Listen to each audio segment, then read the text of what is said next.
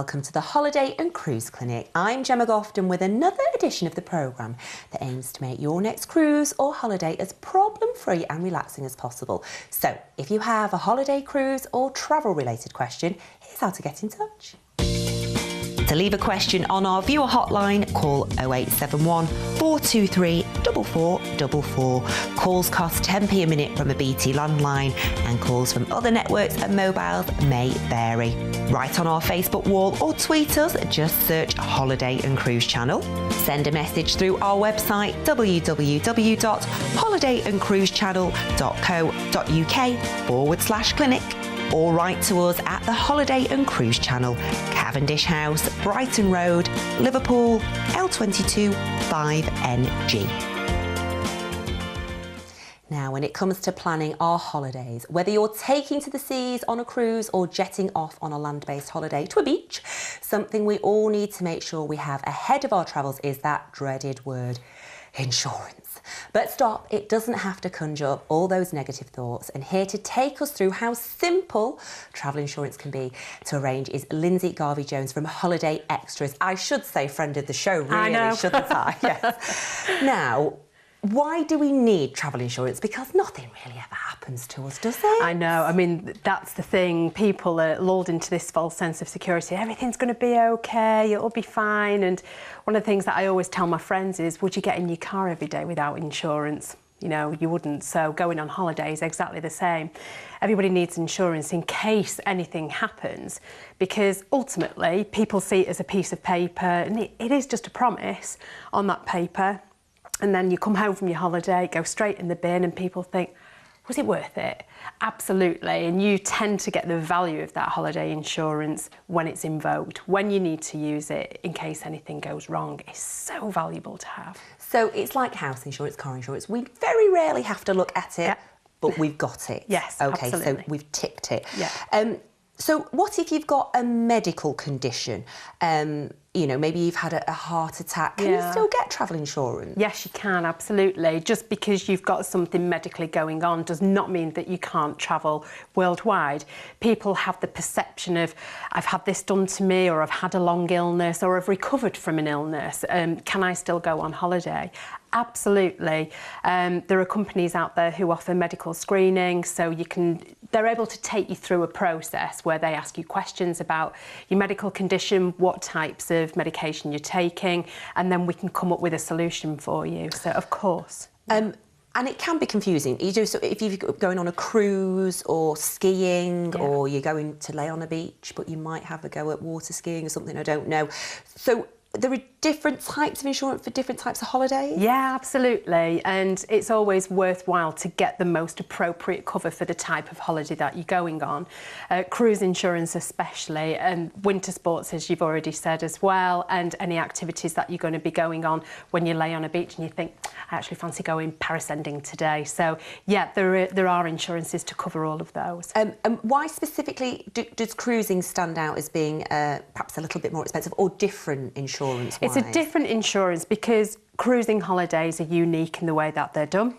And why not have a travel insurance that matches that as well? Because there are certain things that are added to a basic travel insurance, things like cabin confinement. So if you're ill or injured and you are confined to your cabin, you can claim compensation for loss of enjoyment. The same as if you've got any excursions booked, you can claim for those as well. And things like missing your port, if anything's happened, etc. One thing I will add though, it won't cover you if you're stuck in a bar having a drink and you're late for the ship. It's funny you looked at me then. How rude. No, it has happened, but of course, yeah, absolutely. But it will cover you for things like that. So these are the added little bits that you don't normally get on a standard travel insurance policy. And is that because it's a bit more complex because of multi-destinations, so you're going to different places that perhaps different things could happen, different problems could arise? Yeah, absolutely, and different lengths of time. You don't normally go to a beach holiday for 120 days when you can quite rightly open your suitcase and travel the world for 120 days. So our insurance will definitely cover you for things like that. So you can purchase incremental increases for the durations. Now, you know that card you can get from the post office? Yes. I used to call it the E111 card. It's whatever it's not that anymore, is it? It's an EH1C. Yes. Does that cover me? Do I need insurance on top? Yeah, you do need insurance on top because the EHIT card, it's amazing. It gives you the reciprocal agreement equivalent of healthcare in that country, in the European market as it is. But what it won't do is cover you for things like baggage.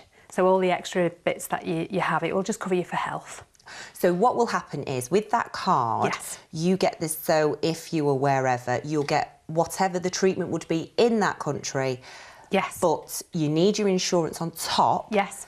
In case you need to fly home. Correct. Or you need anything extra. Yes. Right. Absolutely. We've got that covered up. But people should definitely get one of the cards as well, shouldn't Yeah, they? they're brilliant to have. You get them for free. You can apply for them in the post office or online. They're handy to have. And as I say, it will give you the medical treatment, the equivalent to what you would get here. It's a reciprocal agreement between the UK and the European country that you're going to. But what it won't cover you for is things like delay, baggage, valuables, etc. Which unfortunately does happen with travel, doesn't it? I was chatting to somebody at the airport the other week and they'd had to stay overnight because there was a problem with the plane. And so obviously you need to be insured for things like that. I mean, there were people trying to get there for weddings and things like that, and they'd missed all of those, which obviously insurance doesn't cover. But you need to make sure that there probably won't be an issue, but there might just be. And that's exactly what insurance is. You just don't know, it's just in case. You don't know what's going to happen. OK. Now, we love having our viewer questions in. So we've got Sheila O'Brien from Nottingham. Thank you very much for dropping us a line, Sheila. Now, and I want to get this one right, with the sharp increase of dynamically packaged holidays, does my insurance cover me in the event of insolvency? We did go through a spate many years ago of this happening quite a lot and people being abroad when it happened. Yeah, I remember that it's as well. a worry, isn't it? Yeah, of course it is.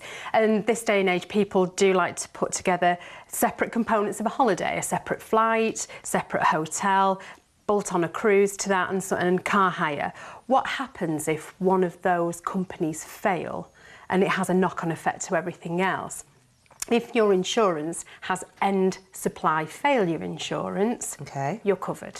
OK, so can we break that down as to what that means, end supply? End supply failure insurance is normally included on the insurance, and it should actually state in the insurance policy wording that it's included.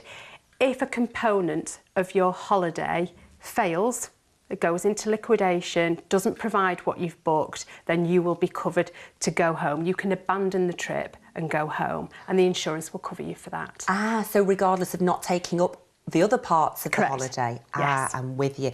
Because increasingly we are building our own holidays, aren't we? And, you know, because somebody tells us that this is a great place and whatever. So that's what you need to get for that. So Sheila, hope we've helped you out with that one. Now, another question. Linda and David from Bromsgrove. If there's an emergency at home whilst you're on holiday and you need to return early, are you insured for that? Yes, you will be, depending on the circumstance. Circumstances that you really need to tell an insurance company about before you go away is the health of your relatives. So if you know that one of your relatives is the health declining or they have a terminal illness, still travelling knowing while that's going on, you might not be covered for that because you should have declared that at the time that you purchased your insurance. But if everybody's fit and healthy and you're going away as normal, then of course you're covered. And you should get in touch with the assistance people. Normally on the back of the insurance booklet, there's a number that you call. It's 24 hours. You pick up the phone to them and they sort out your arrangements for getting home instantly. You're looked after very, very well by a case handler who normally stays with you every single step of the way until you get home. Now, I'm sure I'm not the only one guilty of this, because when you were saying you need to look to say, you know, everybody's fit and well, and people tend not to go through all that small print, do they? But are you saying that we have to? Yes, you do have to, because if you are knowingly travelling, knowing that one of your relatives' health is on the decline or they're terminally ill, it's a grey area on insurance. You need to make sure that you've told the insurance company that a relative is poorly. So in every part of filling in our forms, we need to be transparent. So if you need to be truthful and transparent. Seen the doctor for migraines, and then you get somewhere and it turns out to be something awful and you need to be flown home. Correct. It's on record that you are already poorly. Yes. Right. So declare everything. You know, don't feel embarrassed or anything, because the questions that normally the insurance people take you through, they've got a great bedside manner. They do this hundreds of times every day. So they're very good at asking you the right questions to get the right information from you, so you don't feel embarrassed or whatever. So, okie dokie. Yeah, it's important. Oh, it is important and interesting. We're going to have a quick break though, Lindsay, don't go anywhere. Right, now, if you're already liking the sound of getting away and perhaps looking to take your first cruise holiday, then this, ta-da, is our first time guide to cruise holidays, and it's well worth asking for. It's absolutely free of charge. Just give us a call, 0871 423 4444. Now, calls will cost 10p a minute from a BT landline, and other networks and mobiles may vary. You can also ask for a copy through our website, www.holidayandcruisechannel.co.uk. And whilst you're asking for this, we'll take a quick break. See you shortly.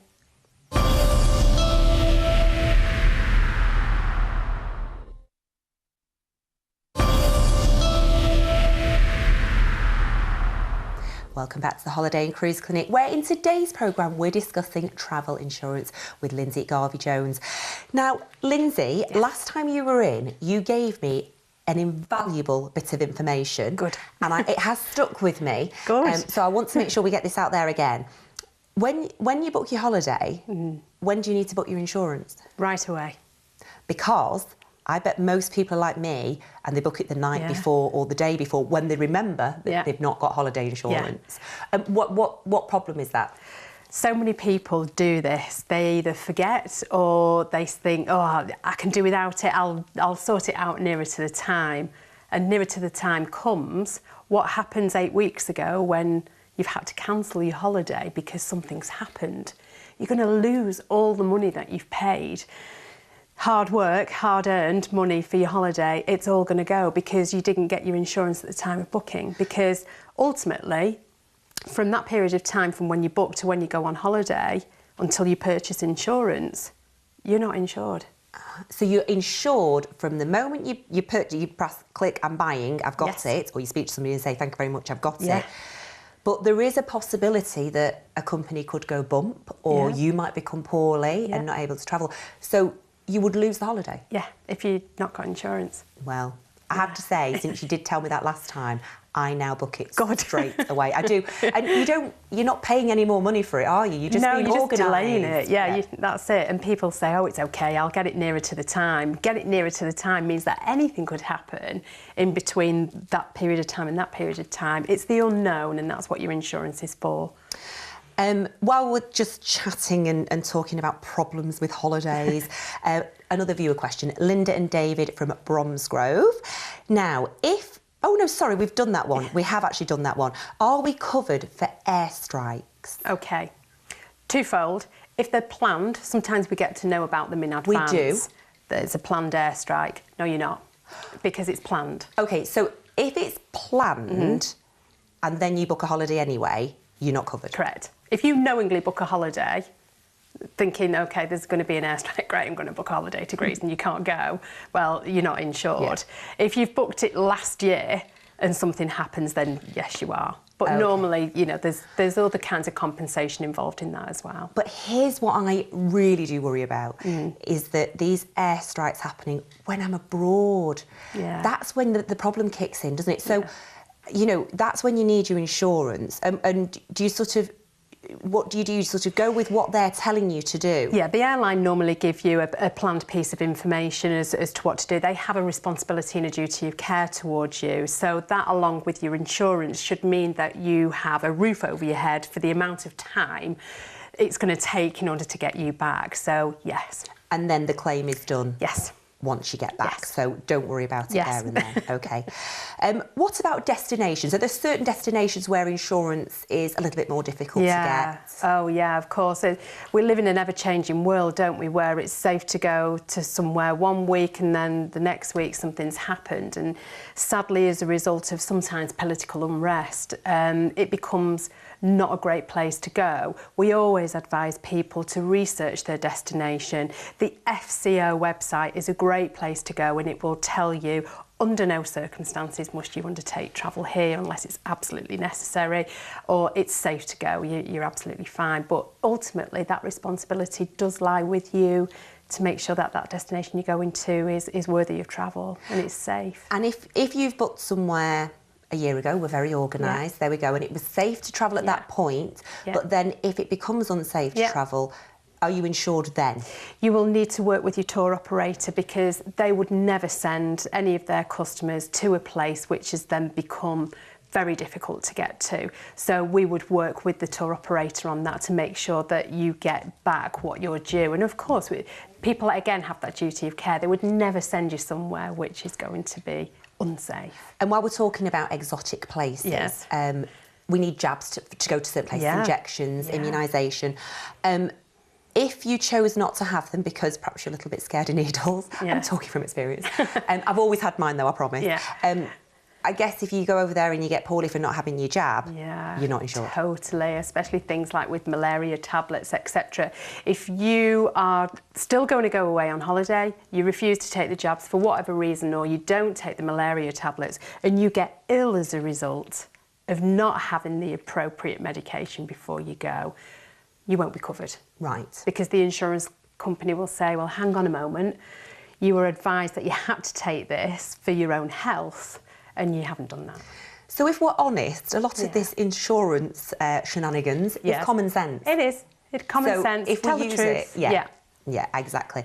Okay, what about group travel insurance and two single policies? How does that work? Always better to get single policy insurance, because if me and you were going on holiday with a group of friends and taking other halves and things like that, and a certain part of that party is ill or injured, or they're prevented from going away, and I still want to go, what happens to that? I can still go if I've got my own insurance, which is great, and then it doesn't get messy in the whole terms of, well, you have to part cancel and I can still go.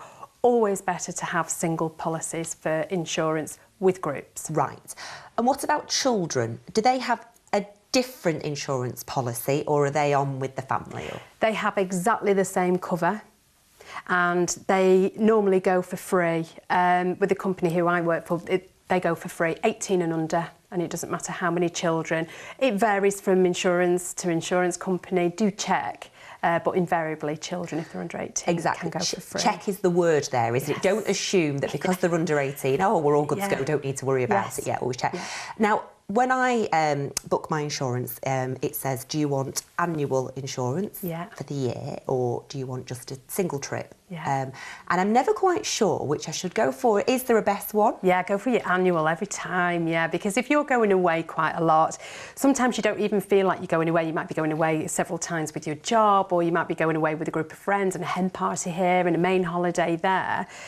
Having a single trip policy will add up all the time. If you have an annual multi-trip policy, you can go away for as many times as you want to. If you have a multi-trip policy, does that mean that you can still go skiing or the beach holiday, or do you need to check each time that you are covered for the holiday that you're booking? It will vary from insurance company to insurance company. Invariably, they'll normally put winter sports in with the general travel cover as well. What will be different is if there's any cruise. So winter sports normally included, but double check, but the cruise policy is always different.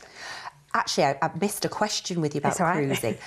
What about if for some reason you're on a cruise and you can't visit a port and it's nothing to do with the passenger's decision, are you insured because, actually I really was looking forward to going to that one? Yeah. Again, we work with the cruise company, because normally the cruise company will give you some form of compensation, whether that be a credit for your cabin or something else. But your insurance should cover you for missed port. Okay, but you again need to check. Yes. You need to check. Now, natural disasters and events. Can you remember a gazillion years ago, the ash cloud that just disrupted everybody and everything in the whole wide world? you know, are we covered for that now? Because it really did cause an upheaval. I know, let's hope that never happens again. Never. There are things like natural disasters that happen, typhoons in certain locations, hurricanes and everything else. And I think it is down to due diligence as well. Are you travelling in that season where it's kind of going to be around? It's not that they will cover you for it, but things like lightning strikes, hurricanes, fire, if your property is destroyed where you're staying for that period of time, the insurance company will provide you with enough money to go and be somewhere else. So yes, you will be covered. Fabulous. Yeah. And now, just wrapping up slightly, excess. Yes. I never quite get it. I never really understand what it's asking me to do. Right. Normally, you can take what's called an excess waiver. When you purchase your insurance, you should be asked, would you like excess waiver? It's only a few pounds. It's not expensive. What it means, if you have to make a claim, an insurable claim, you won't lose the first 50, 75 or 100 pounds of that claim. If you didn't take it and you went, yeah, don't mind, then you would have to be prepared to lose the first 50, 75 or 100 pounds for that claim. So if you break a pair of glasses and the glasses are worth 50 pounds and the excess is 100, you're not going to get anything back. Whereas if you pay the few pounds and get your excess, you would get your full money back. But they only replace it old for new, if you know what I mean. Yes. So yeah, like for like. Oh, at last, thank you. You kind of broken it all down for us. Hopefully, we've shed some light on insurance there for people. Thank you so much for joining us. You're welcome. It's nice to see you again. Always a pleasure. Yeah. Now, just a quick reminder about this while I grab it. It's our first time guide to cruise holidays. It's absolutely free. Just give us a call, 0871 423 4444. Calls will cost 10p a minute from a BT landline, and other networks and mobiles may vary. Don't forget you can ask for a copy through our website, www.holidayandcruisechannel.co.uk, where you can also get in touch with your questions for future programmes. That's all we've got time for on today's edition of the Holiday and Cruise Clinic. My thanks to Lindsay Garvey-Jones. Thank you. Thanks for you for watching. Bye.